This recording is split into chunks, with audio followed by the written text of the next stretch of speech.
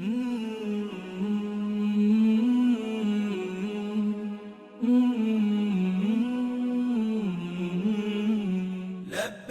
اللهم لبيك لبيك لا شريك لك لبيك إن الحمد والنعمة.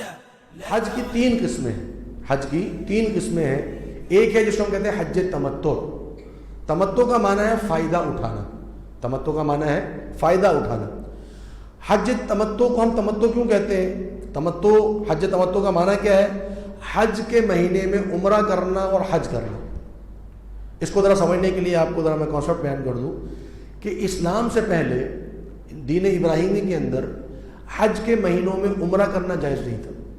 جو 3 مہینے ہم نے پڑھے حج کے، شوال، ذوالقعدہ اور ذوالحجہ، اس میں عمرہ کرنا جائز نہیں تھا.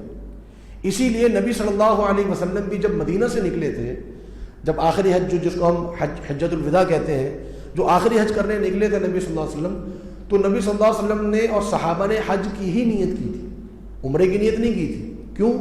کیونکہ اس وقت تک حج کے مہینوں میں عمرہ کرنا جائز نہیں تھا. اس کے لیے جو حج کے لیے آ رہا ہے، ویسے عمرہ کر سکتا تھا انسان، لیکن اس کو کیا کرنا ہوتا تھا؟ وہ آئے، عمرہ کرے، واپس اپنے گھر جائے، اور حج کے لیے دوبارہ واپس آئے. تو یہ جائز نہیں تھا کہ ایک ہی سفر میں وہ عمرہ بھی کرے اور اسی سفر میں وہ حج بھی کر لے. یہ جائز نہیں تھا. تو نبی صلی اللہ علیہ وسلم جب مکہ پہنچے تو اللہ رب العالمین نے یہ اجازت دے دی، یہ رخصت دے دی کہ اب تم ایک ہی سفر کے اندر عمرہ بھی کر سکتے ہو اور حج بھی کر سکتے ہو. اس لیے اس حج کا نام کیا پڑ گیا؟ حج تمتع. یعنی ایک ہی سفر میں اس سے فائدہ اٹھا لیا، ایک ہی سفر میں اس نے عمرہ بھی کر لیا، اسی سفر میں اس نے حج بھی کر لیا. اور آپ دیکھیے اللہ تعالیٰ کی طرف سے کتنی بڑی رخصت. آج بہت سے لوگ ہیں جو پائی جوڑ کر ایک حج کرتے ہیں. اب اگر وہ حج میں عمرہ نہ ہوتا تو اس کو عمرے کے لیے الگ سے سفر کرنا پڑتا. بلکہ آج تو ہم اتنا فائدہ اٹھاتے ہیں، بعض لوگ تو اتنی زیادتیاں کر جاتے ہیں، ایک ہی سفر میں 20-20 22 عمرے کر جاتے ہیں. یہ بھی درست نہیں، دھڑا دھڑ عمرے ہو رہے ہوتے. لیکن ایک ہی سفر میں عمرہ اور حج کرنا یہ بہرحال ہمارے لیے جائز ہے. تو ہم ایک ہی سفر کے اندر حج بھی کر سکتے ہیں اور عمرہ بھی کر سکتے ہیں. اسی لیے اس کو حج تمتع کہتے ہیں. اور حج کرنے والا جو ہے وہ متمتع ہے. اور چونکہ یہاں سے جتنے بھی احباب جاتے ہیں پاکستان سے، وہ ایک ہی سفر میں عمرہ بھی کرتے ہیں اور اسی سفر میں حج بھی کرتے ہیں. لہذا آپ یہ ذہن میں رکھیں کہ آپ کا حج یہی ہے، حج تمتع. اور متمتع پر جو ہے وہ ہدی ہے. ہدی کا معنی وہ قربانی جو حاجی پر واجب ہوتی ہے.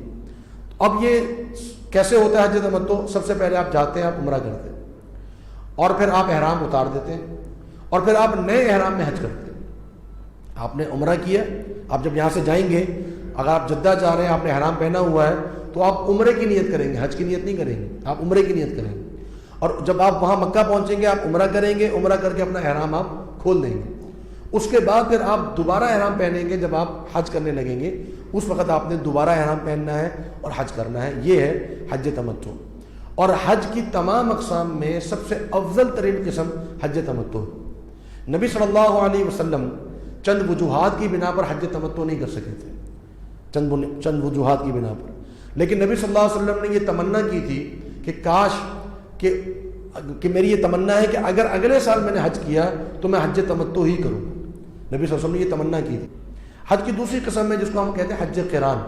قران کا معنی ہوتا ہے ملا دینا، دو چیزوں کو آپس میں ملا دینا. تو قران کیا ہوتا ہے؟ قران یہ ہوتا ہے کہ حج اور عمرہ ایک ساتھ کرنا ایک ہی احرام میں. یعنی جب آپ یہاں سے جائیں گے، یعنی مثال کے طور پہ کوئی حج قران کرنا چاہتا ہے تو وہ یہاں سے حج اور عمرہ دونوں کی نیت کرے گا احرام پہنتے وقت، اور وہاں پر جائے گا، عمرہ کرے گا، اور عمرہ کرنے کے بعد احرام کھولے گا نہیں. حج تمتع میں کیا کر رہا تھا؟ وہ احرام اپنا کھول رہا تھا. اس میں احرام نہیں کھولے گا، اس میں وہ احرام کے اندر ہی رہے گا. حج شروع ہوگا، حج اپنا پورا کرے گا، حج پورا کرنے کے بعد احرام کھولے گا. تو اس نے ایک ہی احرام میں دونوں عمل کیے. حج تمتع میں کیا ہو رہا تھا کہ عمرے کے لیے الگ احرام تھا، حج کے لیے الگ احرام تھا. تو یہ حج قران. حج قران کرنے والا حاجی جو قارن کہلاتا ہے، اور قارن پر ہدی واجب ہے. اور نبی صلی اللہ علیہ وسلم نے جو کیا تھا وہ حج قران کیا تھا. یہ بات ذہن میں رہے، نبی صلی اللہ علیہ وسلم نے حج قران کیا تھا. کیوں کیا تھا؟ کیونکہ حج قران کے لیے، اور ہم کیوں نہیں کر سکتے؟ ہم اس لیے نہیں کر سکتے کیونکہ حج قران کے لیے ایک شرط ہے، اور وہ شرط یہ ہے کہ حج قران کرنے والا جب میقات سے گزرے تو ایک تو یہ کہ وہ اس کے پاس وہ احرام میں ہو، نمبر 2 اس کے پاس قربانی کا جانور موجود ہونا چاہیے. ہم جب یہاں سے جاتے ہیں ہم تو باہر جا رہے ہیں, ہم تو جانور قربانی کا لے جا ہی نہیں سکتے, تو لہذا ہمارے لیے تو پاسبل ہی نہیں ہے حج قران کرنا, ہمارے لیے ممکن ہی نہیں ہے. تو لہذا ہم جو حج کرتے ہیں وہ ہم حج تمتع کرتے ہیں. نبی صلی اللہ علیہ وسلم جب مکہ شہر میں داخل ہوئے تو نبی صلی اللہ علیہ وسلم اپنی قربانی ساتھ لائے تھے, اس لیے نبی صلی اللہ علیہ وسلم کو بامر مجبوری حج قران کرنا پڑا. اور آپ صلی اللہ علیہ وسلم نے یہ تمنا کی کہ اگر اگلے سال میں نے حج کیا تو میں قربانی ساتھ نہیں لاؤں گا, میں پہلے عمرہ کروں گا اور پھر حج کروں گا اور حج تمتع کروں گا. اور حج تمتع کرنے والے پر یہ شرط نہیں ہے کہ وہ قربانی ساتھ لے کے جائیں. آپ جب یہاں سے جاتے ہیں تو آپ وہاں پر جا کر قربانی کا کوپن خرید دیتے ہیں, تو لہذا آپ کے لیے یہ شرط نہیں ہے. حج کی تیسری قسم ہے جس کو ہم کہتے ہیں حج افراد. افراد کا معنی ہے اکیلا کر دینا. تو اکیلا کر دینا کا معنی یہ ہے کہ اس میں صرف حج ہوتا ہے, عمرہ نہیں ہوتا.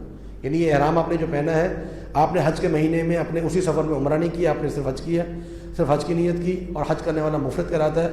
مفرد پر قربانی واجب نہیں. قربانی جو واجب ہے وہ واجب ہے حج تمتع کرنے والے پر اور حج قران کرنے والے. جو مفرد ہے اس پر قربانی واجب نہیں ہے حاجی کے اوپر. تو یہ حج افراد کیا ہے؟ حج ایک ہی احرام کے اندر صرف حج کرنا, عمرہ نہ کرنا.